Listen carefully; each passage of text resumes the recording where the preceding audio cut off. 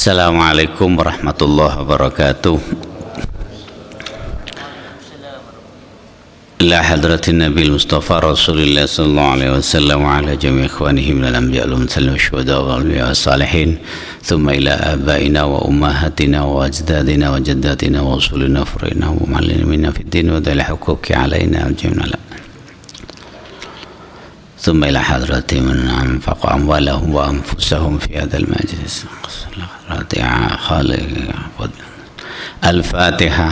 أعوذ بالله من الشيطان الرجيم. بسم الله الرحمن الرحيم.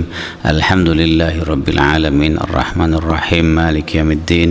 إياك نعبد وإياك نستعين. اهدنا الصراط المستقيم صراط الذين أنعمت عليهم غير المغضوب عليهم ولا الضالين.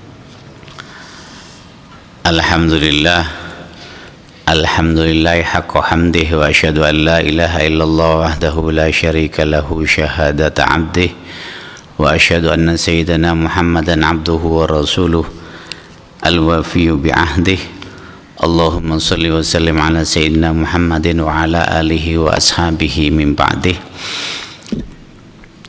Ma'asyiral hadirin rahimakumullah, marilah kita panjatkan puji syukur kehadirat Allah Subhanahu wa taala yang telah banyak memberikan nikmat kepada kita, nikmat yang terlihat oleh mata maupun nikmat yang tidak terlihat oleh mata, yang mampu kita hitung, dan nikmat-nikmat yang banyak sekali yang tidak mampu kita hitung. Ma'asyiral hadirin rahimakumullah, dalam masa teknologi yang begitu canggih ini, pendidikan kepada anak itu sangat besar dibutuhkan. Perhatian kita harus lebih daripada dulu orang tua kita memperhatikan kita. Ma'asyiral hadirin rahimakumullah, Rasulullah pernah bersabda, kita disuruh mendidik anak kita itu sesuai dengan zamannya, karena zaman kita dengan zaman mereka itu berbeda. Rasulullah juga pernah bersabda dari Abu Hurairah radhiyallahu an. Abu Hurairah berkata, qala Rasulullah sallallahu alaihi wasallam, Rasulullah bersabda, a'inu auladakum 'alal bir ma syaa istakhrajal uquq min waladi. Rasulullah menyuruh kita untuk membantu putra-putri kita supaya bisa berbakti. Rasulullah memerintahkan seperti ini karena Rasulullah memberi tawaran kepada kita, kalau kita tidak mau anak kita nanti akan durhaka. Dalam kelanjutan hadis ini, man syaa istakhrajal uquq, barang siapa yang ingin dikeluarkan dari durhaka, miwalati, dari anaknya. Jadi kalau kita kepingin anak kita berbakti kepada kita, maka kita harus membantu anak-anak kita, mengajarkan kepada mereka untuk bisa berbakti. Ma'asyiral hadirin rahimakumullah, ada cerita yang menarik tentang bakti kita kepada Allah. Suatu ketika kadang-kadang kita menghadapi sebuah dilema antara berbakti kepada Allah dengan berbakti kepada orang tua. Kalau sifat berbakti kepada Allah itu hanya sunnah, maka berbakti kepada orang tua akan menjadi wajib. Ma'asyiral hadirin rahimakumullah, ada dalam kitab Mausu'atil Khutbi wa Durus, juga ada dalam kitab Risalatul Qusairiyah, bahwa ada cerita seseorang yang mengalami dilema ini, tapi karena beliau itu salah mengambil pilihan, akhirnya Allah mendatangkan musibah. Ini pelajaran bagi kita bahwa kita harus hati-hati dalam memilih, kalau sebuah dilema datang kepada kita, kita harus berani memilih yang terbaik diantaranya dengan mencari alasannya, kira-kira lebih berat yang mana. Ma'asyiral hadirin rahimakumullah, pada kesempatan ini ada sebuah kisah tentang Imam Juraid. Kalau Imam Juraid ini hidupnya sebelum Rasulullah, sehingga Rasulullah itu pernah meriwayatkan hadis. Jadi hadisnya ini juga dikeluarkan oleh Muslim, Imam Muslim, perawi hadis yang dinilai kitab hadisnya itu sahih. Kemudian setelah zaman Rasulullah ada zaman tabi'ut tabi'in, namanya juga Ibnu Juraid. Ini orang yang berbeda. Ada Imam Juraid yang hidup sebelum masa Rasulullah, dan ada Ibnu Juraid yang hidup setelah Rasulullah.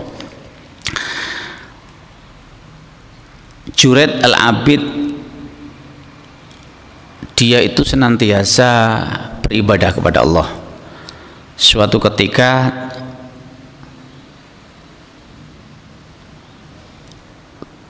Imam Juraid mendapatkan panggilan dari ibunya. Kemudian Imam Juraid ini pada saat mendapatkan panggilan, dipanggil oleh ibunya dalam keadaan sholat, ya, sholat sunnah, bukan sholat fardu. Kalau sholat fardu berarti hukumnya wajib, ya. Pada saat dipanggil oleh ibunya, Imam Juraid dalam hatinya berpikir, ini sholat saya teruskan apa saya hentikan? Kemudian dilanjutkan, karena dia sedang menghadap kepada Allah, maka sholatnya itu diteruskan. Imam Juraid setelah sholat tidak segera menemui ibunya, padahal menjawab panggilan orang tua itu hukumnya wajib. Menjawab salam itu adalah wajib, menjawab panggilan itu hukumnya wajib, ya, bagi seorang anak kepada ibunya. Wa qad da'athu salasa marrat, padahal ibunya itu memanggilnya sampai 3 kali. Jadi panggilan pertama kok nggak ada, ya.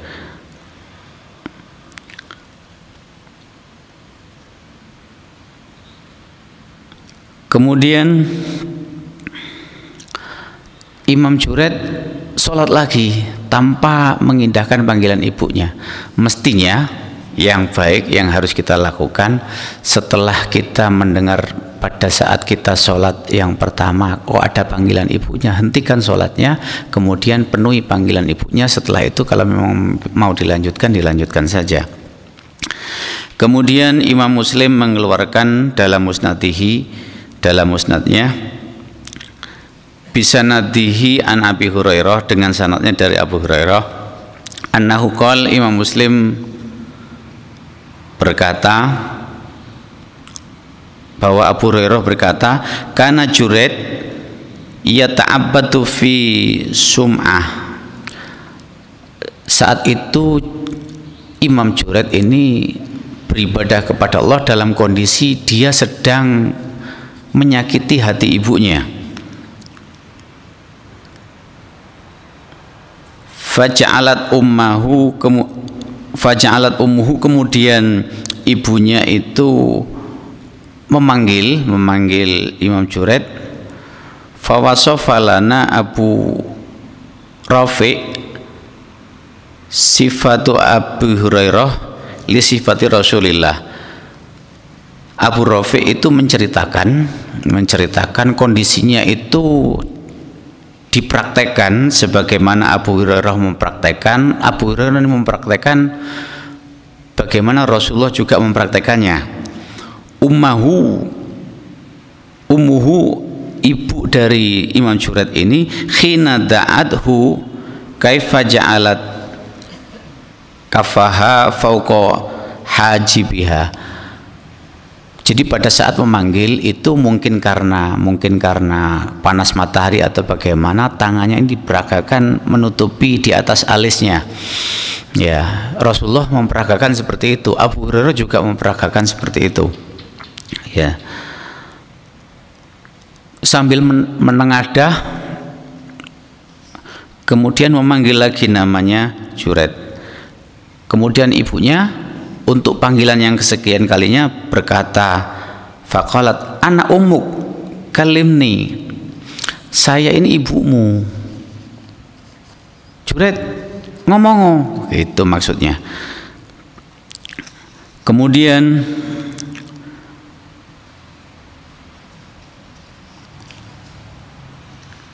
pada saat Imam Juret ini sholat, beliau sekali lagi bingung. Dalam hatinya berkata, faqala Allahumma ummi wa sholati, ya Allah, saya ini milih sholat saya atau ibu saya. Wa ahtara sholatihi, kemudian dia memilih sholatnya. Wa ahtara sholatahu faraja'at summa adat fi tsaniyah, sampai ibunya itu memanggil yang kedua kali. Faqalat ya Juret anna ummuk, saya ini ibumu. Fakalimni, maka ngomong sama saya. Artinya jangan dicuekin, maksudnya begitu. Sekali lagi Imam Juret bingung dalam hatinya antara memilih sholatnya atau ibunya. Kemudian karena berkali-kali panggilannya tidak dihiraukan, akhirnya ibunya mulai mengucapkan, Allahumma in hadza Juret wa huwa ibni wa inni kalamtuhu fa aba ayyukallimuni. Saya ini memanggil Juret, tapi Juret itu tidak mau ngomong kepada saya. Karena saking tidak senangnya, karena saking murkanya ibu, marahnya si ibu ini berkata, Allahumma fala tamuthu, ya Allah jangan kau matikan, hatta yarol mumisat, sampai dia itu bertemu pelacur, katanya begitu.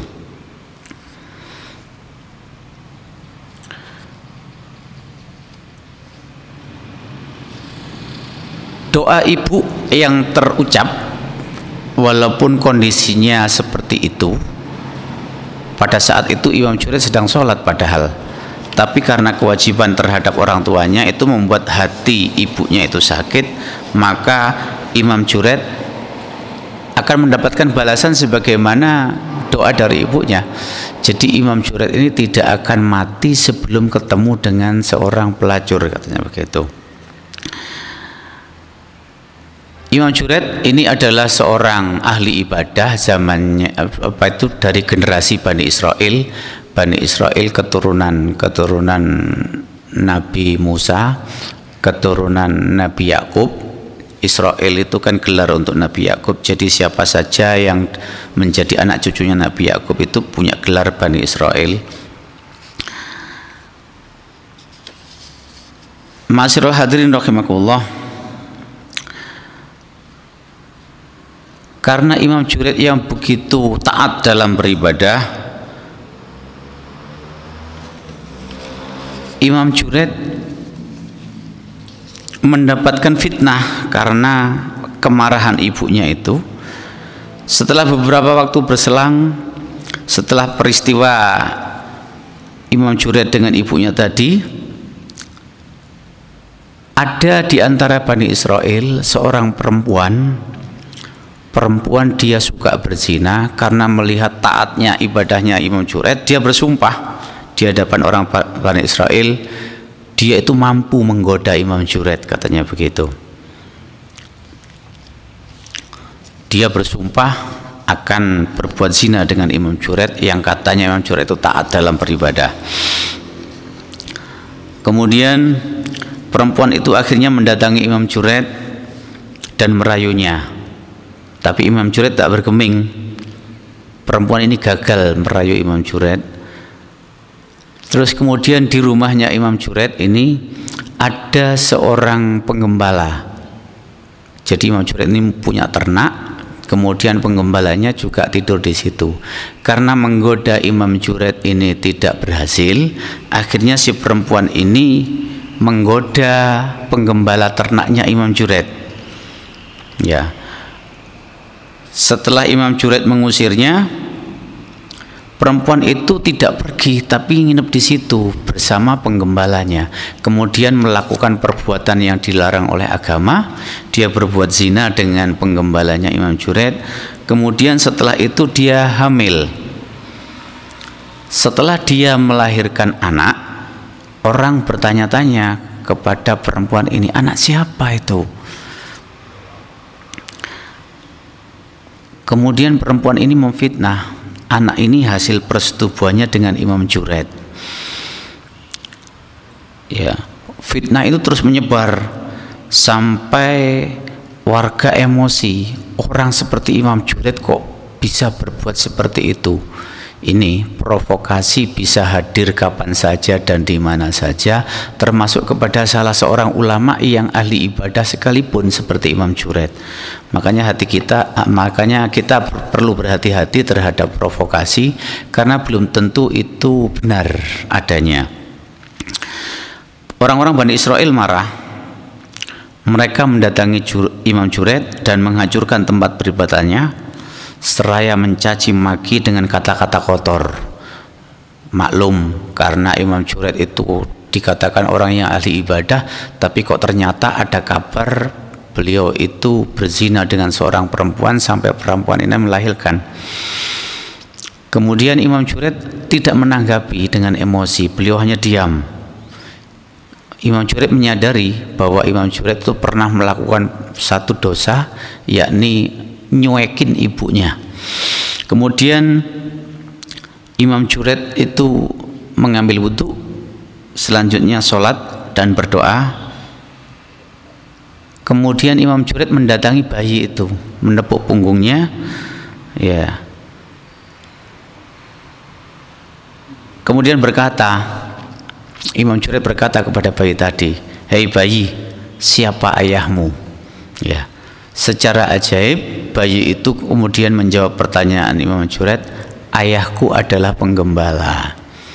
Barulah orang-orang Bani Israel kagum, kaget. Ternyata apa yang mereka tuduhkan terhadap Imam Juraid itu tidak terbukti. Allah memberikan anugerah yang luar biasa, seorang bayi bisa berkata. Rasulullah pernah bersabda, tidak ada bayi yang bisa berkata kecuali ada 3 orang bayi. Yang pertama,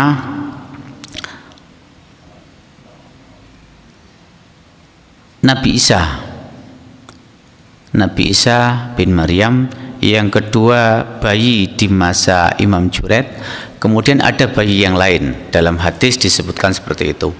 Ada yang berpendapat bahwa salah satunya itu adalah bayi pada masa Nabi Yusuf. Jadi seorang bayi yang bisa berkata bahwa jika Nabi Yusuf itu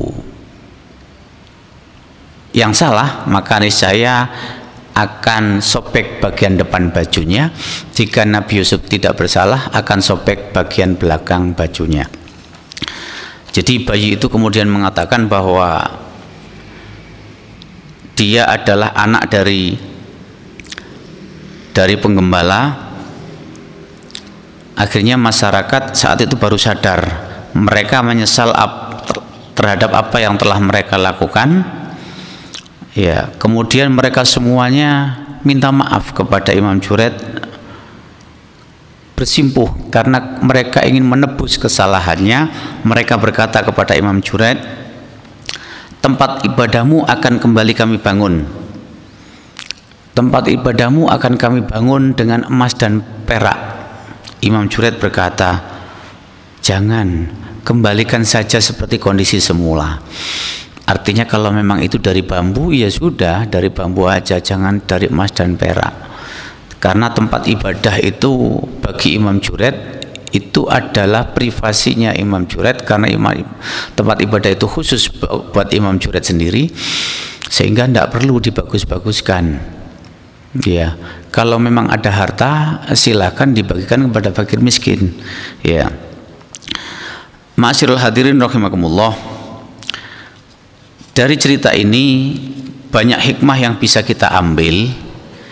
Yang pertama, kita harus pandai-pandai memilah kira-kira sholat tadi itu hukumnya bagaimana, menjawab panggilan ibunya itu hukumnya bagaimana. Kalau hukum menjawab panggilan ibunya itu wajib, maka wajib ini harus didahulukan.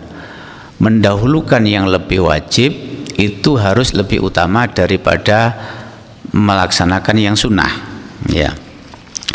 Kemudian hikmah yang kedua, bagi seorang ibu jangan mudah mengucapkan sesuatu yang bernilai kutukan kepada anaknya, karena kutukan seorang ibu itu pasti terjadi.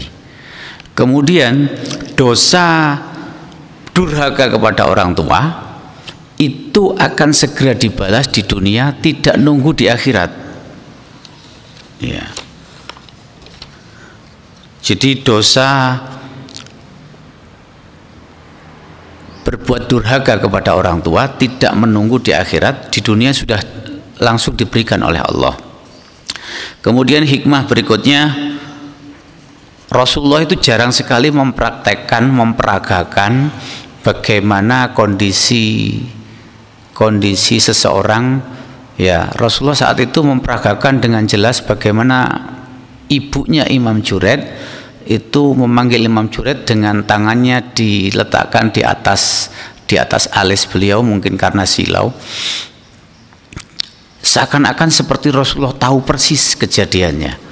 Rasulullah memang luar biasa, walaupun kejadian itu belum terjadi seperti kejadian di masa sekarang, itu saya yakin Rasulullah sudah tahu saat itu. Apalagi kejadian-kejadian masa lalu, Rasulullah juga tahu, sehingga Rasulullah bisa memperagakan sesuatu yang persis seperti yang terjadi. Kemudian hikmah dari hadis ini yang ketiga, menunjukkan betapa Abu Hurairah itu sangat kuat hafalannya. Sangat kuat hafalannya. Ini menepis anggapan orang-orang orientalis yang menganggap bahwa ya tidak masuk akal Abu Hurairah yang hidup semasa Rasulullah hanya 3 tahun bisa meriwayatkan hadis sampai 6.000 hadis lebih. Kemudian hikmah berikutnya,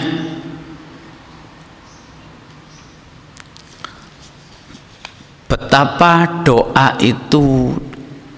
orang tua terhadap anaknya itu pasti akan terjadi. Ya. Kemudian hikmah yang ketiga, kalau kita akan beramal, kemudian kita ini punya ilmu, lebih baik kita mendahulukan ilmu kita daripada amal kita. Karena dalam syair pernah disebutkan, wa kullu man bi ghairi ilmin ya'malu amaluhu mardudatun la tuqbalu. Setiap orang yang melakukan sesuatu tanpa dia punya ilmu dalam melaksanakannya, itu tidak akan diterima. Jadi sebaiknya kita kalau mau melakukan satu hal, pelajari dulu dengan baik.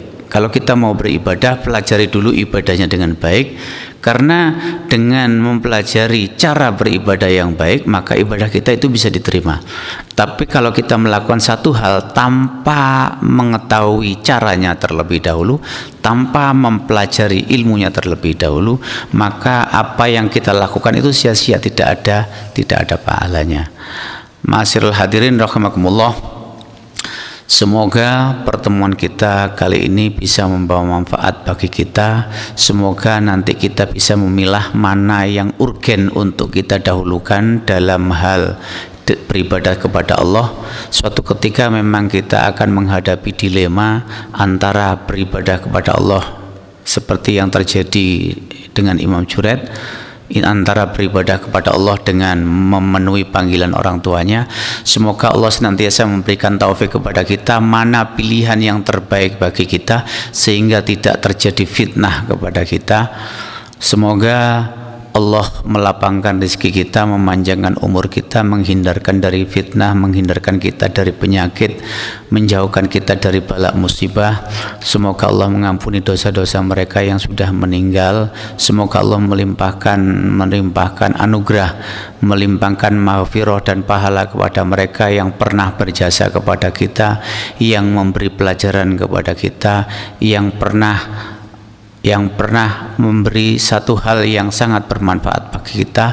Semoga amal ibadah mereka dilipat gandakan dan dosa-dosa mereka diampuni oleh Allah. Kurang lebihnya saya mohon maaf. Wallahul muwaffiq ila aqwamit thoriq. Wassalamualaikum warahmatullahi wabarakatuh.